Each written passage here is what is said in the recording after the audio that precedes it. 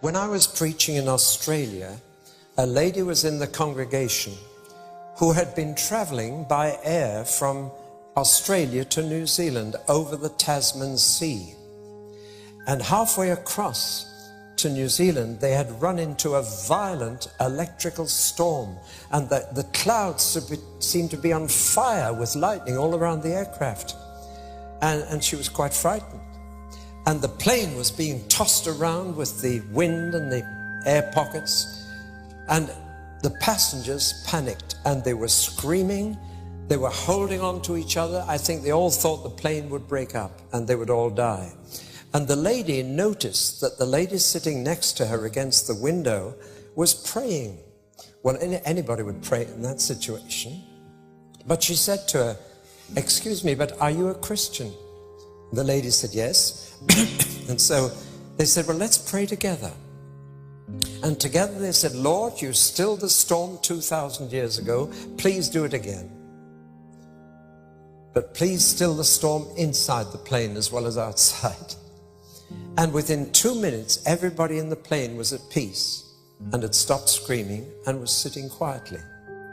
But the storm continued outside, and she had a camera, so she leant over across the new friend, and she held the camera at arm's length against the window and pressed the trigger, hoping that she might get a picture of this extraordinary sight of the lightning apparently setting the whole sky on fire.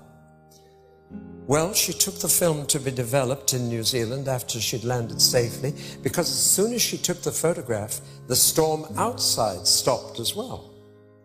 And they came into clear air and landed safely in New Zealand. She took the film to be developed, and the shop rang her up later and said, "Your photographs are ready, but will you please come and pick them up yourself? I want to talk to you." And when she went to collect the photograph, she said, "Why do you want to talk to me?" And the photographer said, "Where did you get this photograph?"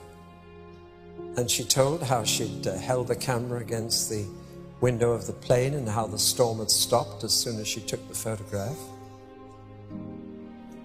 And the photographer and his family all became Christians that afternoon. It was originally a color photograph. I've only managed to get it on black and white in this transparency, but this was how the photograph turned out. I don't think you'll be able to see the face. You will one day. But that was what the camera saw. She didn't.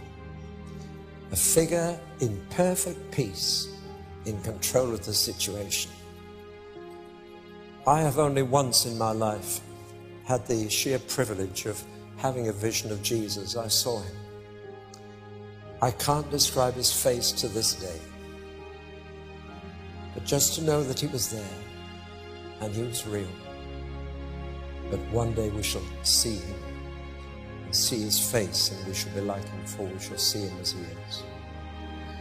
Well, John had that vision, but it was frightening, as I told you last night.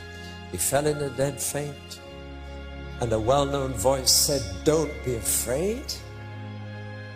I was dead, and now I am alive forevermore."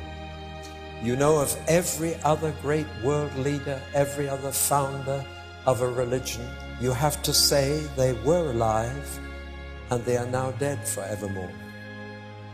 Only of Jesus can you say he was dead and is alive forevermore.